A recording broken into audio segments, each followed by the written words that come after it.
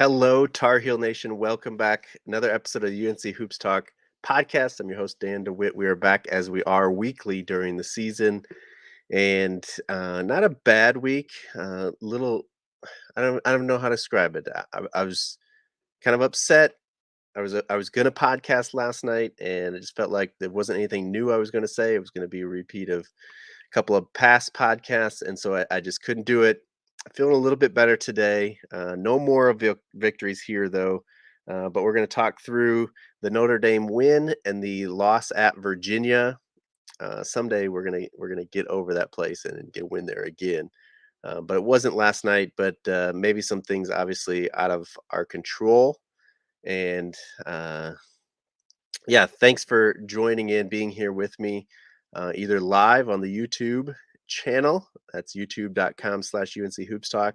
Or if you're listening this later on Apple Podcasts, on Spotify, on iHeartRadio, whatever podcast app you're listening on, I appreciate you guys. Thanks for listening. You are the reason that I keep doing this. Um, and so yeah, with that, we're gonna jump in. We got Stay Vigilant here, who is pissed. 300, my guy. Garrett Clemens here with Bacot. We win that game. Even if we had Pete Nance, we win that game. Yeah, we'll get to that one. Stay Vigilant says, of course, not being biased, I feel UNC wins if Bacot plays. 300 says Jalen Washington's the truth, a bit rusty and probably out of shape, but he's going to be a star. But before we get into that, quickly, Notre Dame game, solid win, 81-64 over the Irish in Chapel Hill. People were saying this is kind of the complete game. This is the first game we play without Pete Nance. His back um, started hurting. I don't know, spasming. We haven't really got an update on it. Just started hurting in the game before this, which would have been the Wake Forest game. But this one he doesn't play at all. And Seth Tremble starts. People saying our defense looked a lot better, and just like I said, a more complete game. Um, a lot of subs. I think we played 9 or 10 in the first half, and then we only ended up playing, of course, like 6 or 5 or something in the second half. Um, but yeah, I mean, we look good as a solid win led by Armando with 21 and 13. Caleb Love shot the ball better. He was 3 for 6 from 3, 18 points. RJ didn't shoot the ball as well, not horrible. 2 for 4 from 3, 5 for 11 overall, 13 points. Puff Johnson added in 11 off the bench, going 2 for 3 from the 3-point line. DeMarco hit a 3. He had 7 points. And yeah, like I said, more guys got chances, more guys got an opportunity to look better. But it was also Notre Dame at home, who I don't know. Right here it says 0-5. I don't know if that was when we beat them or if that's. I think they lost to Georgia Tech last night, so I don't know if that's counting their game or not. But winless in the ACC, regardless. So I mean, how much do you really take from that game? And so I kind of referenced it last podcast that I didn't know how confident I was going into Virginia. We hadn't lot. I didn't know it had been that long, but we have not won in there since 2012 when we had Harrison Barnes, Kendall Marshall, John Henson, Tyler Zeller. You know that team that should have won a championship. So that's the last time we've won at Virginia. So it's not just this team; it's a whole Tony Bennett Virginia thing, their style, all that. But we hadn't even scored 50 points in the last like 4 trips to Virginia. So um, I guess from that we take some solace in this. Of course, we've referenced it already on this podcast. If you're listening to this, you probably saw the game. You know that Armando went down with less than 2 minutes gone in the game, so pretty much did not play, which stinks kind of for his averages as well. Is he was leading the ACC, I think, in points and rebounds. I think this game will go against it. Obviously, he had 0 points, 1 rebound in that. On here it even says 1 minute, but it was 1+ minute. So that stinks kind of for his averages. Of course, that's he's probably not even going to worry about that too much. But a second game without Pete Nance and his back issues. They say he keeps getting better every day, but we've not really seen anything. He's kind of day to day, I guess. And so Armando goes down. At first, Justin McCoy comes in. And we know how we feel about Justin on this podcast. We don't. He's getting beat up enough today on the internet, on Twitter and stuff. It looks like that. I don't think we need to go in on Justin too much, but the Tar Heels actually responded. I think they got down 10-3 or something, but then they went on a run, and we actually led for a lot of the first half, even a lot of the second half. But kind of two stretches, and I know I just said we weren't going on Justin, but a couple of stretches at the end of the first half where we were up by like 9, and they closed on a 7-0 run, and so we were only up by 2 at halftime. And then not quite halfway through the second half, it was, I don't remember the full lineup, but it was like leak. It was, let's see, who was in? RJ, Seth, and I know Justin McCoy was in. I think DeMarco Dunn was in, and I don't know if it was Puff Johnson for some of that, maybe Leaky for some of it. But I think I heard somebody else say, I think it was the um, Inside Carolina podcast. It was Sherelle McMillan or something said from like the 16-minute mark to 11-minute mark, they just went on a run, and that was the lineup in there, and it really killed us. Because again, once Virginia kind of gets a lead, and especially once they get a little bit bigger of a lead, it's hard to come back from that. Credit to our guys. They did fight through. Caleb had a pretty awful night. I mean, some of the turnovers we had, even the first half, like we were just throwing it right to the defense and they were going down for layups on the other end. Um, but yeah, Caleb had an awful night. He was 1 for what, 9 or something, 8 or 9, before he finally hit a couple of threes, 3 threes, I think even late. So he ended up 4 for 13 overall, 3 for 9 from the three-point line. But again, all that was kind of in a last ditch chance to come back, and again, we made it look good. I guess we lost by 7. It wasn't like just 2 or anything, but we had it down to 3 with under 2 minutes or something, and then there was an inbounds that we threw away, and yeah, we were giving up some open shots. I think Jalen Washington. Somebody again mentioned it already. He had a great game. Played 27 minutes, shot 5 for 11, 13.6 rebounds. But I think he was gassed in the second half. Obviously inexperienced because hadn't got many minutes. I think they said he had played 20 minutes this season altogether. And then in this one he got 27 minutes, so he was tired. I think defensively, that definitely showed. Kind of lost his man. That Vanderplas or whatever hit a couple of threes in the second half. That maybe if somebody's a little more attentive, he doesn't get it as open, doesn't get as good a look.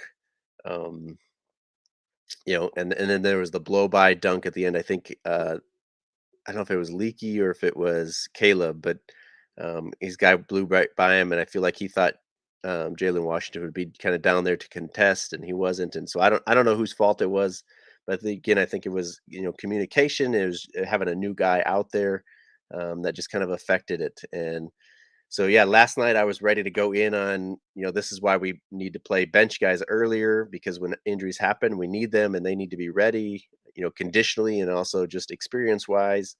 Um, they need to have those chances. We're not deep enough when guys get hurt or in foul trouble, or guys are just having a bad game. We need to be able to pull them and put somebody else in. And I feel like I was going to say all the same things this morning. I wake up, feel a little bit better. Obviously, um, I wasn't real confident we were going into Virginia to get a win anyway. And then when Bacot goes down in the first 2 minutes, without a Pete Nance as well to back up for Armando, you really don't expect to win that game. And for us to have a chance, the guys did fight, and you have to give them credit for that. Again, I say no moral victories on this, but you have to give guys credit. Puff, we got some good minutes out of. Demarco hit down a couple of shots. Again, Jalen Washington played great. I think if he doesn't if he doesn't get more minutes after a game like this, like what's going on? I've already seen people saying that Jalen Washington needs to be starting over Pete Nance when he comes back. Again, I don't know about that. I don't really care about starting, but he needs to get more consistent minutes to get his confidence going, just get in the rhythm and get experience, if for nothing else, next year.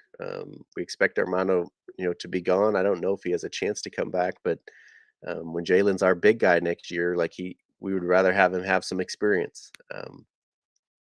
and then leaving Caleb in when he was being so off and things like that. But yeah, that's where I kind of was last night. I was ready to kind of jump off the cliff, and I'm doing a little bit better this morning. So uh, I felt I was gonna podcast last night after the game. I was gonna do a late night podcast, and I just couldn't do it. I knew it would be too bad, and so I felt better today. And so here I was gonna skip. When I didn't do it last night, I was gonna skip this whole week and just be like, "We're taking this week off. I'm gonna let it simmer." But again, I felt better this morning, so here we are podcasting, talking about it, and like I said, I like the effort. I like that we were there with the guys that we had, and so we're here. But yeah, catch up on some of the comments here. Garrett says injuries are killing us. Bacot hasn't been healthy, but maybe 8 games this year. Both games in Virginia, Bacot didn't get to play, and that's his homecoming game. Yeah, I saw something like he had requested like 30 tickets for last night game. So even a bigger bummer for him for sure. And it sounded like he was in the back running. He was gonna give it a go, try to, but in the long run, too, probably better that he doesn't. We need him for much more than just the game at Virginia. But it would have been great to see kind of what we could do with a big guy, an experienced big guy in there, and not. Again, Jalen did great, but I think he just got tired. He had 12 points in the first half and 3 or 4 in the second half. Um, so yeah, it would have been great to try to see that. I think we could have got that win, but that's not our goal. Is to win at Virginia this year. We got bigger goals, and there's things that got to change if we want to get to those bigger goals. But Garrett says bright side is we're developing depth, and I kind of said that last night too. I said it's sad that the only way the bench guys are getting minutes is with people injured. Um, but yeah, stay vigilant says we looked really good against Notre Dame, but the problem is Caleb Love at times. Why does he have to wait till we're down 7 or so with 3 minutes left to hit a three and get hot? I mean, it's going to be Caleb. I don't think that's going to change. He's a junior now, and we've seen this since he was a freshman. I mean, his freshman year he struggled except for the Duke games. Last year he struggled, a long ways until the tournament. It's at this point it is what it is. But yeah, it is frustrating for sure. 300 says I love Love. He hit one of the biggest shots in UNC history, but he is erratic. Can't say I'm going to shed a tear when he's gone. And unfortunately, a lot of people are saying that, and I'm kind of there as well. Is just so up and down. Like I get you can be inconsistent and stuff, but it is so up and so down. It's just crazy. Yeah, Garrett says Love needs to drive more when he's struggling. But the problem is, even when he drives, he doesn't finish. If he doesn't get the foul call, I think he finally got a foul called last night. He got a couple of free throws, and I think it's what kind of got him going a little bit. But he goes into 3, 4 guys and still takes the shot. Doesn't he doesn't finish consistently there either. I'm with you, Garrett. He's got to do that over the step back threes and stuff. But even that is pretty erratic for him. Stay vigilant says agree. He's streaky as he is.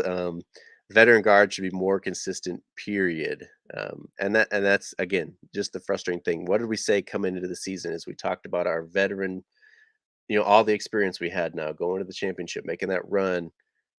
Caleb had figured it out. All these things, and as you know, again, I think it was the Inside Carolina podcast, but Leaky has started like 114 games, played in 130. RJ and Caleb are getting close to 100 games. Probably started because they pretty much started from freshman year on, um, and still so inconsistent. Just haven't really figured it out. But yeah, Save Vigilant says I don't know what's going on with Caleb. It's frustrating. That's yeah, an understatement there. And Garrett says, I'm a huge fan of Caleb Love. He's just been struggling. Love how he's never scared to try and take the final shot for the team. He's been playing better. I don't know if he's been playing better. You look at his percentages and the shots he's taken and stuff the last even like 5 games. I don't know if I'd say he's played better, but we need to value the ball better. Yeah, and that's definitely a point I was going to say too. Is last night only 13 turnovers, but in a slowed down game, that's more crucial. And we had five. There's one given to the team, I guess, but then there's four guys that have one turnover. Leaky, Jalen Washington, DeMarco Dunn, and Justin McCoy all had one turnover, and then Caleb and RJ both had four each. And we just can't have that from our two lead guards. Four turnovers apiece is just too many. I mean, Virginia had 8 total. Our 2 starting guards had 8, well, not apiece, sorry, 4 apiece, 8 total between them. So, definitely have, and last night it was just crazy, because the live ball turnovers where Virginia's going down and getting layups, but we're just, like, throwing it right to them. And then there was the one too, I think Leaky's turnover was it almost got stolen when somebody passed it to Leaky. He almost threw it out of bounds, threw it to Seth. Seth saves it as he falls out of bounds back to Leaky, which almost gets stolen. And then Leaky drives and the ball just like goes flying out of his hand out of bounds. I don't know what was going on there, but that was crazy. But yeah, we got to definitely value the ball better. Garrett says our guards shouldn't have. Yeah, okay, I didn't even read that one before I said that, but shouldn't have 4 turnovers each, for sure. Again, you shouldn't have that from a freshman guard, let alone from 2 junior guards that have been starting since freshman year. Stay vigilant. Talking about Caleb again. When he's good, he's really good, but just too streaky at times. We need our backcourt on their game to make it good. And you just think with Bacot going out that Caleb would like that's a perfect game for Caleb to step up. With Pete out, with Armando out, it's like okay, it can be Caleb's game. Caleb and RJ for sure. And he was just nowhere to be found until the very end when it was just too late. So Garrett says, once this team gets all the starters back and healthy, we'll be okay. Think we're starting to learn how to play through Bacot. We were. We'll see now how it goes and when he comes back and how he comes back and stuff. But when your ACC All American goes out, it makes it a lot harder for sure. And that's I guess where I get a little bit of confidence from last night is because we did show some grit and didn't just give up last night when Armando went out. So outshined. I don't know. I've seen you here before, but welcome. Thanks for joining the podcast. He says UVA adjusted to denying Washington the ball. Yeah, I don't think it was totally Jalen in the second half. It's kind of that new guy. Once you get some tape on him and know how to play him, he loses a little effectiveness for sure. But we settled in one on 3 drives and shooting threes. Um, yeah, and Garrett says they were actually following him inside last night. Yeah, there was that charge call on RJ right before half. It's part of their 7-0 run, but that was terrible. I saw a video somebody put up. Probably not as bad as the charge called against Leaky Black in I think that was the Wake Forest game too. But that was a pretty bad charge call on RJ last night, which also gave him his third foul right before half. But Christian says when Love drives, he either throws up a floater that never goes in, doesn't know how to get around the big guy to finish, or draw a foul. RJ is the same, but not as bad. I mean, RJ at least makes some of his floaters and some of that stuff. Caleb again is just way more erratic about that, and yeah, with his body, he should be able to go up and finish, almost over people, or get the foul or something. Just nothing. Garrett says Leaky needs to be more aggressive, drive into the basket. He also says, use your size. I didn't mean to say he was playing better. I missed it. Makes more sense, Garrett, because I don't think Caleb's playing better right now. Stay vigilant says we're now 3-3 in the ACC. We really got to go on a win streak, and even to that point, I think we're gonna win some games. We started to look at the schedule last podcast. We got some games that we obviously need to win, but games we should win, but unfortunately they're not going to really do anything for us. It's kind of those games that hurt you really bad if you lose and don't do anything really for you if you win. So we got Louisville coming up on Saturday. It's at their place, but it shouldn't matter. Somebody said this game really scares them, especially if we don't know if Armando's going to play. It's like, is Louisville going to get up and beat us? I'm assuming they're winless in the ACC as well. I don't even know, but they're really bad this year. So we got we got no issue or no reason to go in there and lose, even though it's at their place. They're so bad. And then we got Boston College at home after that. We should beat them. NC State's looked decent. They beat Duke this year. They've looked good at times this year. That's at home. the following Saturday. But even if we take that one out, we beat Louisville and Boston College. Say we lose to NC State, then we got Syracuse. We should beat them. Pittsburgh at home, we should beat them, and then we go into the Duke game. So uh, even if you took out the NC State game, that's 4 out of the next 5 that we should win. And so we're getting those wins, but you know, what are they adding to us, to our resume? I mean, right now, who is our best win? I guess it's Ohio State. And then, after that, what, Michigan, who else have we beat? I guess Charleston is now getting some rankings and getting some love, but um, yeah, I don't know. We need to definitely go on a win streak, but we also need to beat somebody. Like that state game, we need to beat them. Pitt, we need to beat them. They've looked good in the ACC. I think we should have beat them at their place, but we definitely need to beat them at home. Even Duke hasn't looked spectacular this year. I think we do get Virginia later in the ACC schedule. Let me look here. We got Duke, Wake Forest, Clemson has looked good, so we got to make sure we beat them. Um, Obviously, we got State again at their place. Yeah, we play Virginia again February 25th at our place. So that's when we got to win to get that good win. And if we could beat Duke twice, then maybe we're talking about actually beating somebody. So we can't just win games. We need to do that for sure, but we also need to make sure we beat somebody of substance. So 300 says I like Dunn. I like him in stretches. I don't know if we can play with ton, but he's got a nice stroke. He gets after it a little bit, but not necessarily starter minutes. I think it's more, he needs some spot minutes here and there. But again, it's getting that rhythm into. Maybe he starts knocking more shots down the more he gets in. Say Vision says I got us losing 8 in the regular season. Well, we're at 6 already, so um, yeah, we'll see. 300 says Dunn is sturdy. Garrett says, I watch literally every game. I hate the quad system. Uh, Everyone gives UNC their best game. That's yeah, for sure. Stay Vigilant says, "Me too. The quad system sucks. We better not lose to Louisville." Like I said, that's what's scary about it is when you look at it on paper, like there's no way we have no business going in there and losing to them. But it's going to be like a tight game, and yeah, I mean, hopefully we pull it out. But it just like that's the game that you just think guys aren't going to get up for because Louisville's horrible, and then it's at their place. And let's see, I was going to look at what time that game is. So it's okay. It's not the early game. It's a 2 p.m. Eastern game this Saturday. So that's good at least. Um, if we lose 8 or 9 games, we'll be fine. Yeah, I think so. But do we stop there? So Christian says if we lose the Louisville game, you cannot convince me that UNC has a chance to make a tournament run. Garrett says quality ACC wins. I hate the quad system.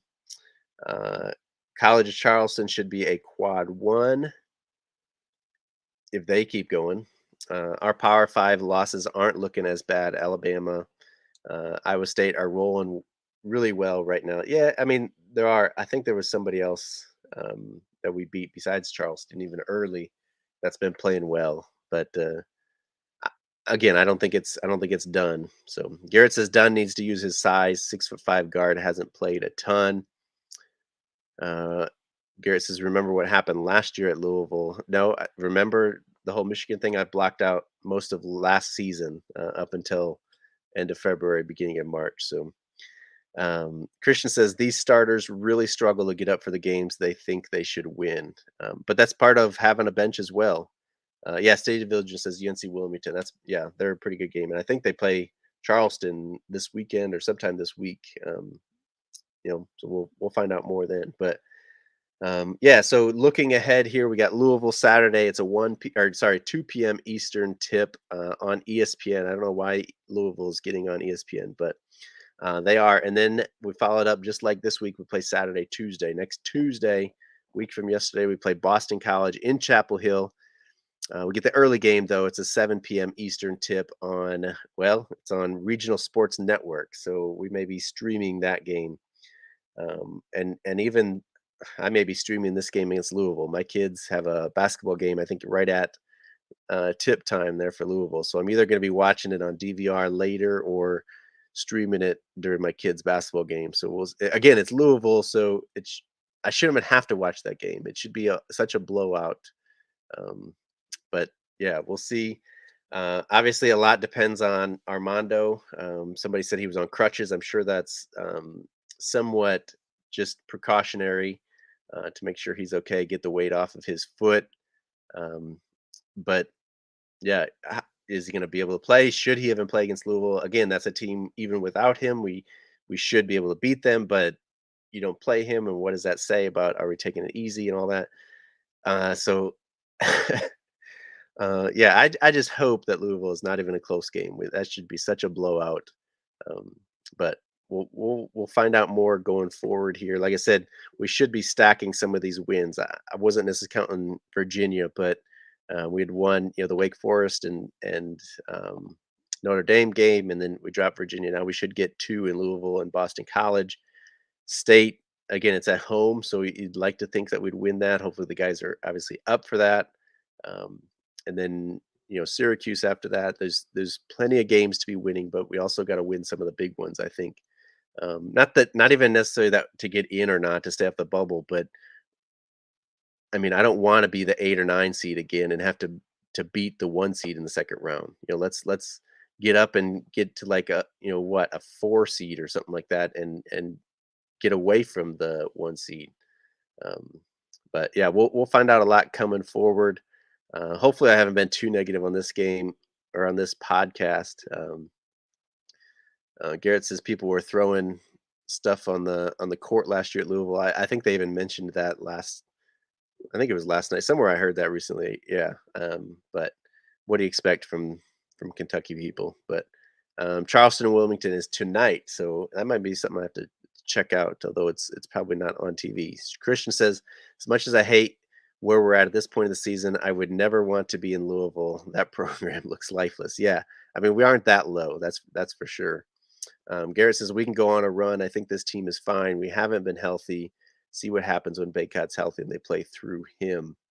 Um, yeah, I I mean, that's the question going forward. And even like when Pete comes back, again, people are saying Seth should be starting instead of Pete when he does come back. And they're saying, Jalen should be starting instead of Pete when he comes back.